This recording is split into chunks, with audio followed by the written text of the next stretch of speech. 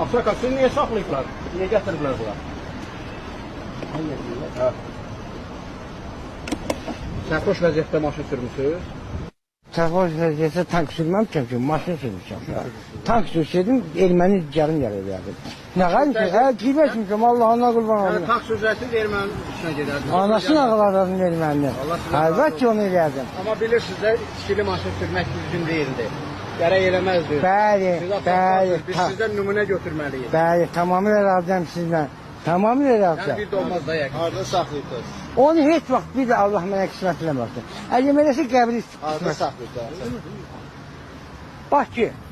Bakı Moskvadan bir məhəllə, Moskvadan bir məhəlləsi vardı, Moskvadır. Amma balaca bir yerdir. Mən vallahi bilmədim heç nə qadım, nə elədim heç onu da özüm bilmədim. Olub keçib Ağsaqqal. İçkili maşın sürənlərə nə sözünüz var? Müraciət edək, nə deyirlər? İçkili maşın sürənlərə birinci izah edə bilərəm ki, Allah get günahından. Quran-ı Kərim kimi ona xəyanət edən namətdir. And olsun biz yaradan Allah'a, and olsun Allah'ın varlığına, bir də bu səfi niyə eləmərəm? Səbəbi var.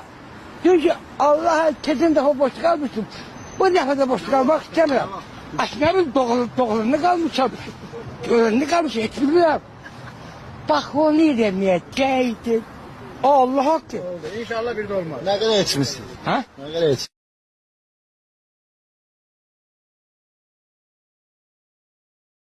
And olsun bir yerden al. Erməninin də, gücünün də, Rusun da, Farsın da, hamısında ata-batasının nəhləsi olsun. O qoduqlar birdən artıq deyil. Deyək də, veç daxı mənə. Gəl, öləcəm də, 5 gün gec, 5 gündə öləcəm. Sağ olur bura. Var olur. Canav alarsa ki. Oktober söhbət. Kəs var. Evet. Niye oldu? Yapılmış hatta.